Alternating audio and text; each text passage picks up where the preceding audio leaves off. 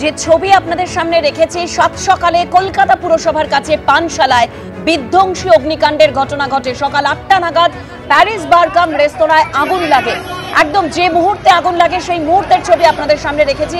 এই মুহূর্তে দমকলের 5টি ইঞ্জিনের চেষ্টায় আগুন কিছুটা হলেও নিয়ন্ত্রণে এসেছে। আমাদের প্রতিনিধি একদম ঘটনাস্থল থেকে সরাসরি রয়েছেন, কথা বলবো সৌমিত্র রায়ের সঙ্গে। সৌমিত্র, কি থেকে আগুন লাগলো তা কি বোঝা যাচ্ছে?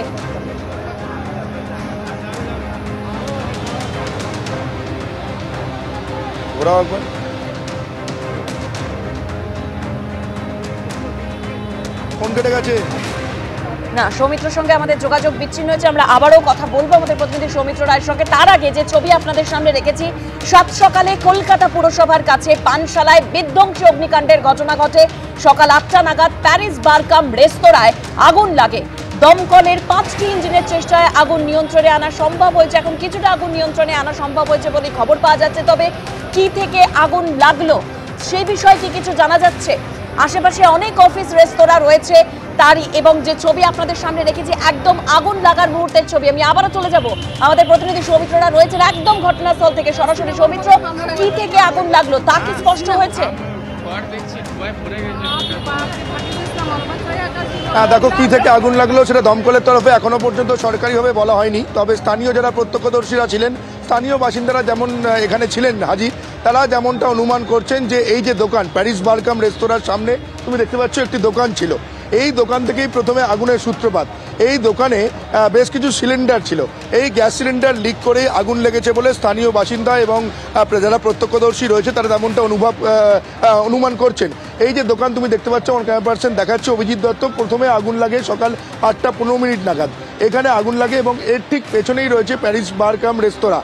এই আগুন ছড়িয়ে পড়ে হচ্ছে বারে এবং তখনই দমকলে খবর যায়। দমকলের 5টি ইঞ্জিন প্রথমে এসে যুদ্ধকালীন তৎপরতা এখানে আগুন নেভানোর কাজ করে। তারপরে আরও একটি ইঞ্জিন অ্যাড হয়, তারপরে মোট 6টি ইঞ্জিন এখানে এসে প্রায় 1 ঘন্টারও বেশি সময় ধরে এখানে আগুন নেভানোর কাজ করে। এই মুহূর্তে আগুন নিয়ন্ত্রণে। তুমি দেখতে পাচ্ছ এখানে যে দোকানের যে বিভিন্ন সমস্ত সামগ্রী ছিল সমস্ত কিছু একেবারে পুড়ে ছাই হয়ে গিয়েছে। এবং যে বারের ভেতরে যাওয়ার চেষ্টা করব আমি, যেখানে এই আগুন ছড়িয়ে পড়েছিল।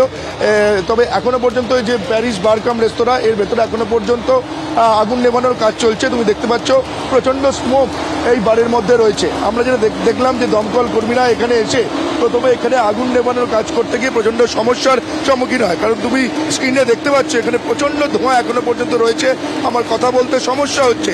দমকল কর্মীরা অক্সিজেন মাস্ক এখানে নিয়ে আসে, অক্সিজেন মাস্ক পরে এই প্যারিস বারকাম রেস্তোরাঁর মধ্যে অক্সিজেন মাস্ক পরে প্রবেশ করে। তারপর আগুন নেভানোর কাজে তারা এখানে হাত লাগান, সমস্যা কিছুটা কমে। কিন্তু স্থানীয় বাসিন্দারা যেমনটা বলছেন যে আগুন যখনই এখানে অগ্নিসংযোগের ঘটনা ঘটে, স্থানীয় বাসিন্দারা এখানে হাতে হাত লাগান। তারা নিজেরাই এখানে জল দিয়ে আগুন নেভানোর কাজে তারা প্রথমে সাহায্য করেন, তারপর দমকলের ইঞ্জিন এসে এখানে আগুন নিয়ন্ত্রণের কাজ করে। তবে এই আগুন যদি বড় আকার নিত তাহলে প্রচণ্ড বড় বিপদ হতে পারত অসুবিধা। তার কারণ উল্টো দিকেই রয়েছে কলকাতা পুরসভা এবং যেখানে আগুন লেগেছে এই প্যারিস বারকাম রেস্তোরাঁ এবং তার সামনের দোকানে, তার ডান দিকে এবং বাদিকে একাধিক দোকান রয়েছে। তার ফলে যদি এই আগুন কোনোরকমভাবে ছড়াতো তাহলে বড় ক্ষয়ক্ষতি হতে পারত। কিন্তু দমকল সূত্র মারফত জানা যাচ্ছে যে এই আগুন লাগার ঘটনায় কোনো রকম ক্ষয়ক্ষতি নেই, কোনো মানুষ হতাহত হয়নি। তবে যেখানে আগুন লেগেছে এই যে দোকানে তুমি দেখতে পাচ্ছ, আমার ক্যামেরা পার্সন দেখাচ্ছে অভিজিৎ দত্ত, তার ঠিক ওপরেই রয়েছে রেসিডেন্সিয়াল বিল্ডিং, সেখানে বেশ কিছু মানুষজন থাকে এবং অফিস রয়েছে। তার ফলে এই আগুন যদি কোনোরকমভাবে ওপরের দিকে ছড়াতো তাহলে বড় বিপদ হতে পারত। কিন্তু আমরা দেখতে পাচ্ছি যে নিচে গ্রাউন্ড ফ্লোরে যে দোকানে আগুন লাগলেও তার ঠিক ওপরের অংশে তুমি দেখতে পাচ্ছ যে ফার্স্ট ফ্লোরের অংশ একেবারে কালো হয়ে গিয়েছে। অর্থাৎ যে আগুনের লেলিহান শিখা, সেই আগুনের লেলিহান শিখায় ফার্স্ট ফ্লোরের অনেকটা অংশই ক্ষতিগ্রস্ত হয়েছে, তুমি সেটা দেখতে পাচ্ছ। ফলে সকাল 8টা 15 মিনিট নাগাদ সাত সকালে নিউ মার্কেটের মতো এরকম জনবহুল একটি এলাকায় আগুন লাগে। তবে আগুন লাগার ঘটনায় হতাহতের কোনো খবর নেই। এই আগুন যদি আরও বড় হতো বড় বিপদ হতে পারত, বড় রক্ষা পাওয়া গিয়েছে।